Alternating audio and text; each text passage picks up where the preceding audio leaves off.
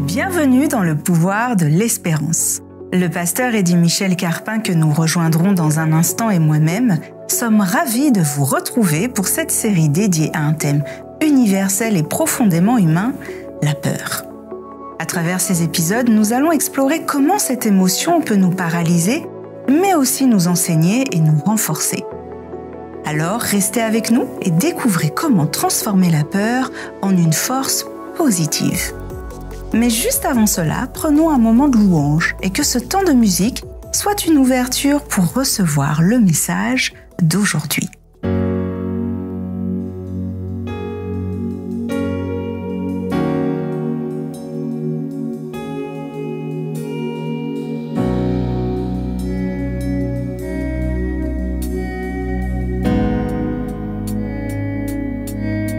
C'est mon assurance, c'est mon Jésus. Il était avec moi dans le feu, jour après jour.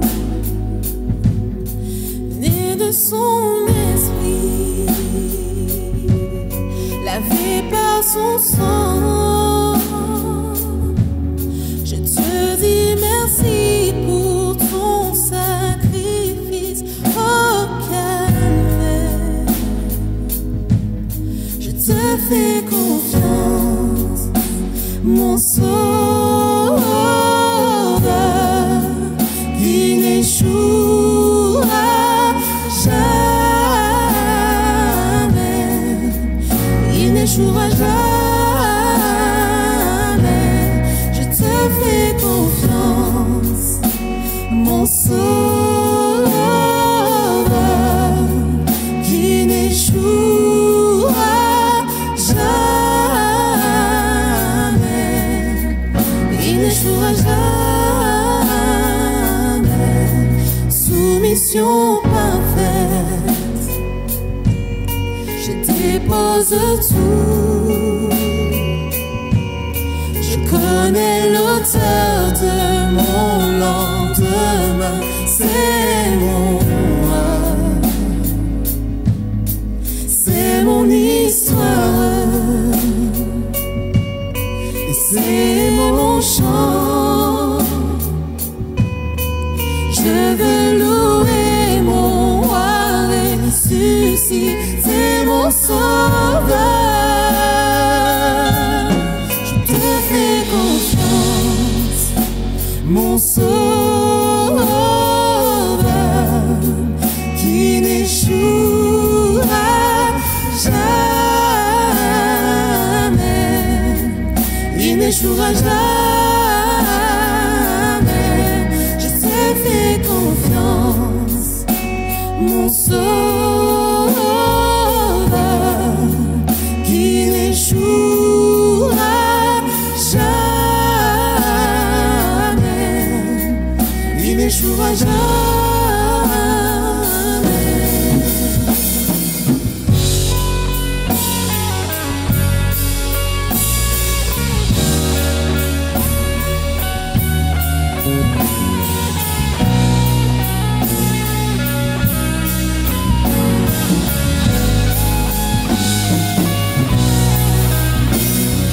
J'ai cherché Dieu, il m'a répondu. J'ai cherché Dieu, il m'a répondu. J'ai cherché Dieu, il m'a répondu.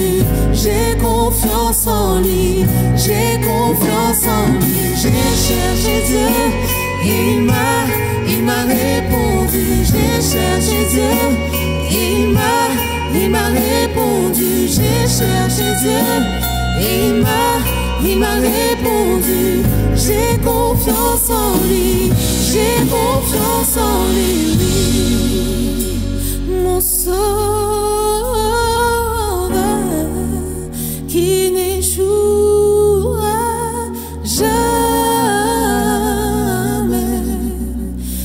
n'échouera jamais. Je te fais confiance, mon sauveur, qui n'échouera jamais. Il n'échouera jamais.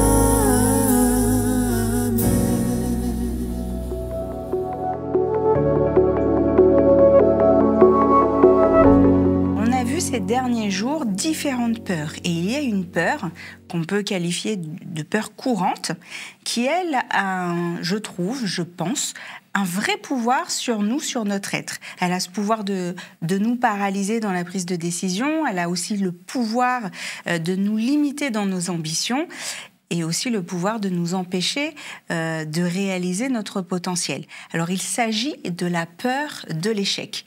Et cette peur, peut-être plus que les autres, je constate qu'elle a une réelle emprise sur tout notre être. Et elle peut nous figer, nous scléroser dans une situation, soit de manière définitive ou temporaire. Cependant, qu'est-ce qui provoque cette peur de l'échec ?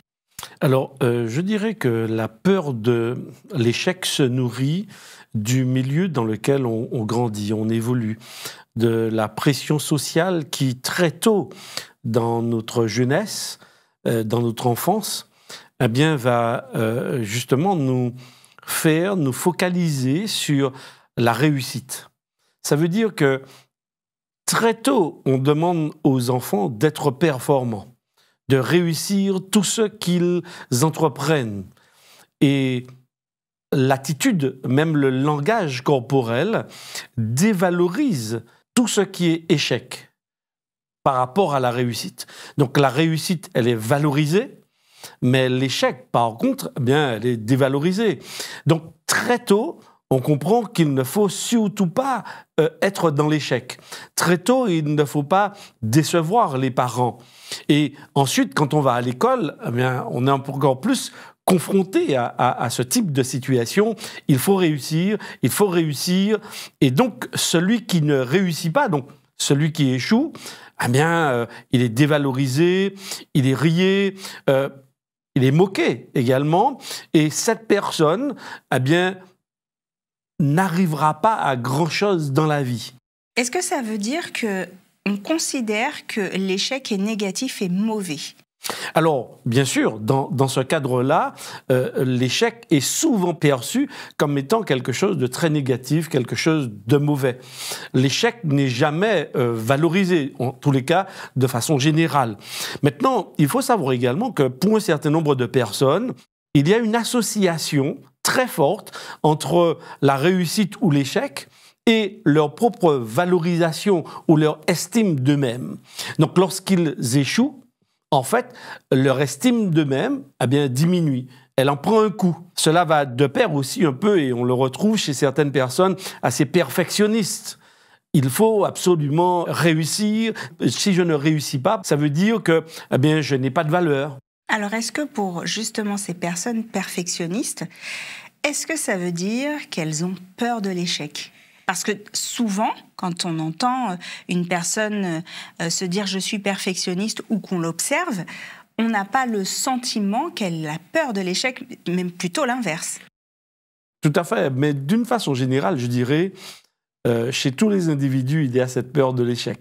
Alors, chez certains, c'est moins fort ou plus fort, mais c'est quelque chose qu'on retrouve quand même chez les êtres humains parce que, malheureusement, comme je l'ai un peu dit, l'éducation que l'on reçoit valorise beaucoup la réussite. Et donc, il ne faut surtout pas échouer. Si on veut s'en sortir dans la vie, si on veut avoir de l'argent, si on veut être reconnu, etc., il faut vraiment réussir. Maintenant, après, quand on devient un peu plus mûr, adulte, on peut relativiser un petit peu les choses et justement prendre du recul et voir que, eh bien, l'échec peut être aussi un tremplin vers la réussite. Alors ça, c'est un nouveau concept. Échec, tremplin vers la réussite. Parce qu'effectivement, l'idée, c'est aussi de pouvoir apprendre lorsque nous n'avons pas réussi forcément quelque chose, analyser pour pouvoir tirer un enseignement et nous permettre justement d'apporter un certain nombre de corrections. Donc, c'est vrai qu'il y a différentes manières, je dirais, de lire notre existence. Il y a certains qui la lisent simplement dans le cadre, bon, il faut absolument tout réussir. Il y a d'autres qui se diront, oui, ok, je veux réussir, mais je sais que cela peut passer aussi au travers d'échecs.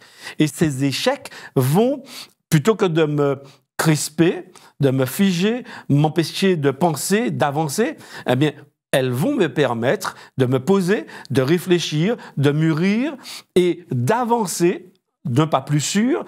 Et la réussite, de toutes les façons, sera au bout. Et d'ailleurs, quand on regarde un certain nombre d'hommes célèbres, un certain nombre d'entre eux, en tous les cas, n'ont pas réussi du premier coup. Ils ont connu des échecs, ils ont dû recommencer.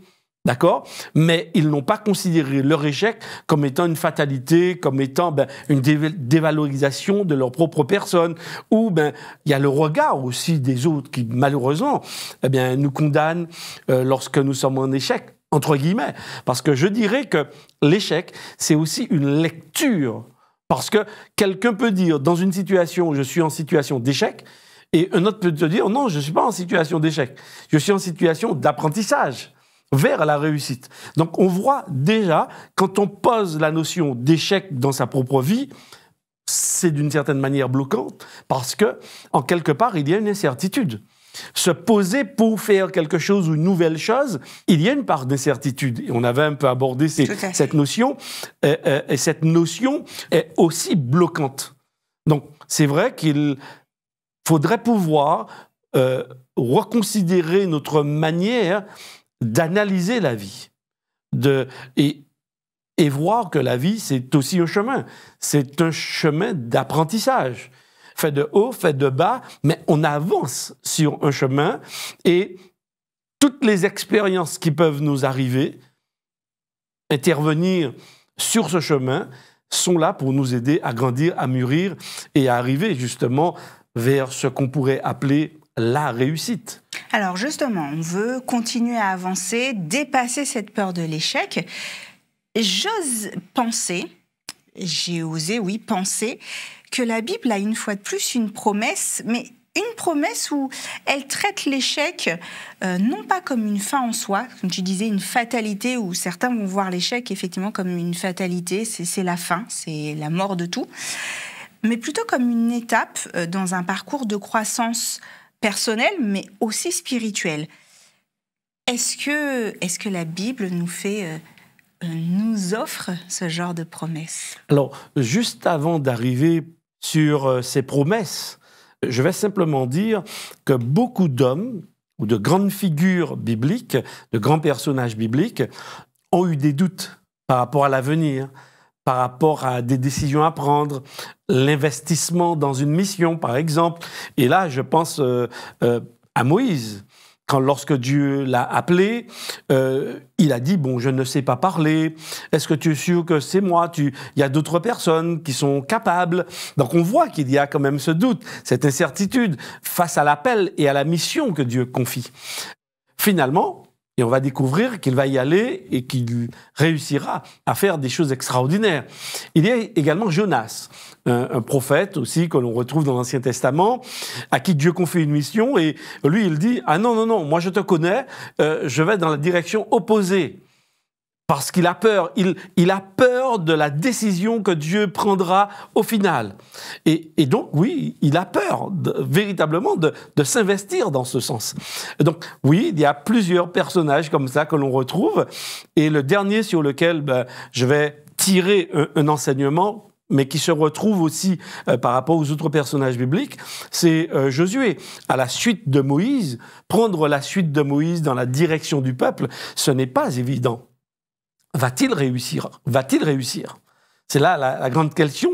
Et quand il doit prendre le relais, il s'interroge. Et Dieu, justement, va intervenir et va lui parler.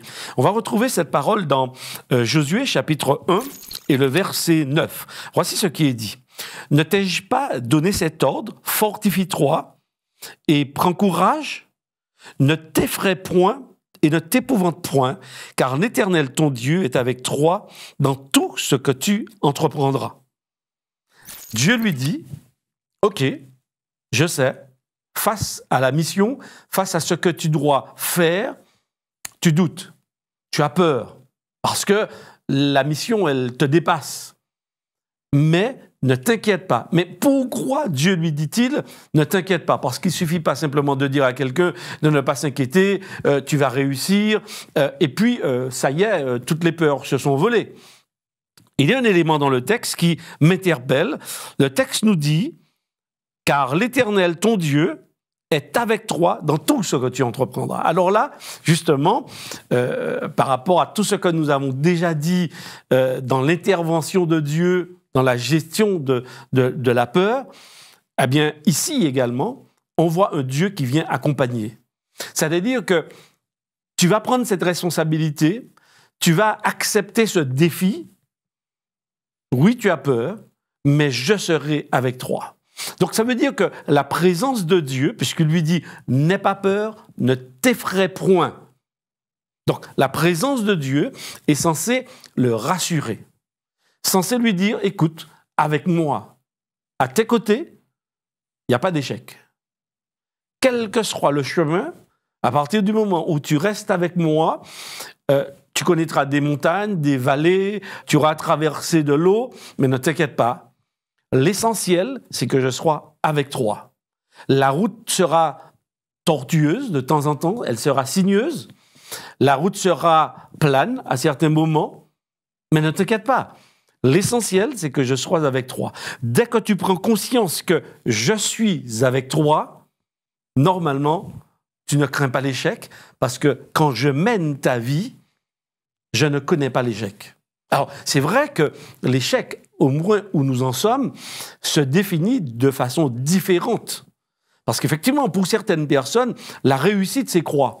C'est peut-être avoir une très grande maison, c'est avoir une très belle voiture, c'est d'avoir un compte en banque bien garni, c'est pouvoir assurer un certain avenir à ses enfants, à ses proches, etc. Ça, c'est ce qu'on appelle la réussite sociale. La Bible ne nous parle pas forcément, je dis bien pas forcément, de ce type de réussite. Parce que la Bible, la première réussite, c'est de retrouver la relation avec Dieu. Rétablir cet équilibre, et ça, c'est la première réussite pour tous les êtres humains. Et d'ailleurs, le sage Salomon écrivait à ses enfants, à son fils, entre autres, et lui disait, ben, écoute, le commencement de la sagesse, c'est d'apprendre à reconnaître Dieu dans ta vie. Alors depuis le début, il y a des mots qui m'interpellent, comme l'équilibre de nouveau, la relation, faire confiance, mais aussi que l'échec n'est pas forcément quelque chose de négatif, bien au contraire. Certains vont même considérer l'échec comme de l'apprentissage, et donc ce n'est plus un échec pour eux. Et tu parles aussi de sagesse. Est-ce que l'échec peut être vu comme un chemin justement vers la sagesse ? Alors, bien sûr, parce que... alors, moi, je ne dirais pas forcément l'échec, parce que là, on parle, pour moi, lorsqu'on est sur la route de la vie, on est en apprentissage. En apprentissage, eh bien, il y a des choses qu'on réussit très bien, et il y a d'autres qu'on réussit moins bien. Mais on n'est pas figé sur l'instant T. Si on se fige et on se focalise sur l'instant T, effectivement, la vie, elle s'arrête là. Et donc, on peut dire, il y a échec.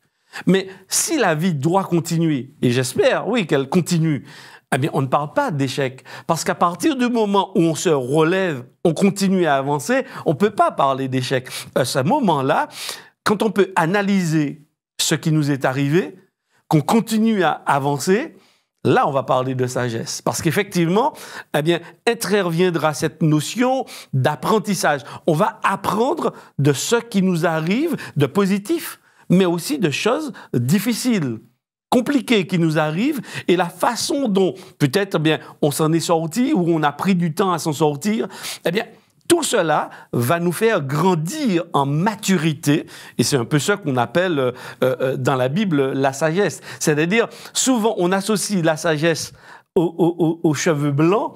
Pourquoi? Parce que ces personnes sont censés avoir eu beaucoup d'expérience dans leur vie et sont en mesure de tirer des enseignements positifs pour eux-mêmes, mais aussi pour les générations qui arrivent. Donc, effectivement, cette notion d'équilibre, cette notion où, eh bien, on prend du recul pour envisager le chemin de la vie, eh bien, comme tous les chemins, d'ailleurs, avec des hauts, des bas, comme un chemin, quoi. C'est tout simple. Eh bien, Dieu nous dit, ne t'inquiète pas, je t'accompagne sur ce chemin-là. Je marche avec toi constamment. Ma présence te rassure. Donc, ma présence, ça veut dire que la peur, elle s'en va. Donc, n'aie pas peur des défis. N'aie pas peur de tenter. N'aie pas peur d'aller au bout de ce que tu peux tenter, expérimenter. Vas-y, je suis avec toi. Et tout cela va te permettre, premièrement, d'entrer en relation avec toi-même, parce que tu vas te découvrir, tu vas découvrir tes limites, tu vas découvrir également tes capacités, tu vas découvrir également les autres au travers de cela. Donc, en fait, quand je regarde la Bible, et l'enseignement et l'engagement de Dieu à être à nos côtés, à marcher avec nous, ben je me dis, on n'a pas à avoir peur de l'échec. On n'a pas à avoir peur de se tromper. On n'a pas à avoir peur de cogner son pied, puisque nous savons que Dieu est là et nous avons la possibilité de rebondir et d'aller plus loin. D'ailleurs, il y a un texte biblique qui nous dit que le juste 7 fois tombera, mais se relèvera. Ce qui est important, parce qu'on peut mettre l'accent sur le fait que le juste soit tombé 7 fois. Alors là, on est un peu dans un cadre aussi un peu différent, parce que dans le chiffre 7, il y a une symbolique.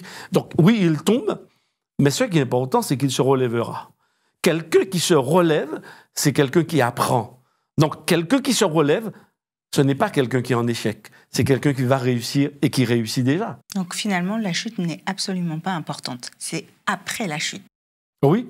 C'est ce qui se passe c'est après comment cette chute. On va analyser la chute et comment on va se relever. Donc à partir du moment où on commence à l'analyser et que la chute n'est plus le centre de notre vie, là on commence déjà à sortir et là on entre sur le chemin de la réussite. Pasteur, il y a donc plus de peur d'échec, au contraire, juste de l'apprentissage. Oser l'expérience, oser tester pour pouvoir grandir, tirer les bonnes leçons. Et il n'y a plus de peur, en fait. Alors, d'une façon générale, on peut dire que la présence de Dieu dans nos vies estompe et fait disparaître toutes les peurs parce que sa présence rassure. Sa présence nous permet de retrouver notre sérénité. Et je crois que c'est cet enseignement, en tous les cas, que je tire de toutes ces expériences de peur que l'on pourrait avoir et auxquelles on pourrait être confronté dans notre vie, c'est que la présence de Dieu est la réponse à la peur dans ma vie. Pasteur, le mot de la fin sur la peur de l'échec. Alors, concernant l'échec, j'aimerais vraiment inviter nos amis téléspectateurs à oser. Oser faire des expériences, à ne pas ou à fermer un peu leurs oreilles par rapport aux paroles des autres, de ceux qui parfois nous pointent du doigt sur ce qui ne va pas. Moi, j'aimerais vraiment vous inviter à avancer avec Dieu, avoir l'assurance de mettre Dieu dans vos vies, de mettre Dieu de votre côté. Donnez-lui la main, avancez avec lui et vous verrez, la réussite, elle est déjà là et elle sera encore plus grande dans l'avenir.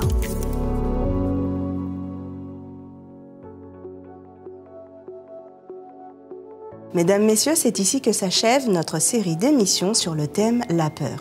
Une série riche en réflexion et en partage. Nous espérons que ces moments passés ensemble vous ont apporté des réponses, du réconfort et surtout de l'espérance. Un immense merci, chers téléspectateurs, pour votre fidélité, vos encouragements et votre soutien tout au long de cette aventure. Nous avons été bénis de partager ce voyage avec vous. Merci également à toute l'équipe technique, de production, de communication et au pasteur Eddy Michel Carpin ici présent, sans qui rien de tout cela n'aurait été possible. L'émission Le pouvoir de l'espérance reviendra bientôt avec de nouveaux thèmes. Mais d'ici là, n'oubliez jamais que quelles que soient les peurs auxquelles vous faites face, il y a toujours un chemin de lumière et d'espérance.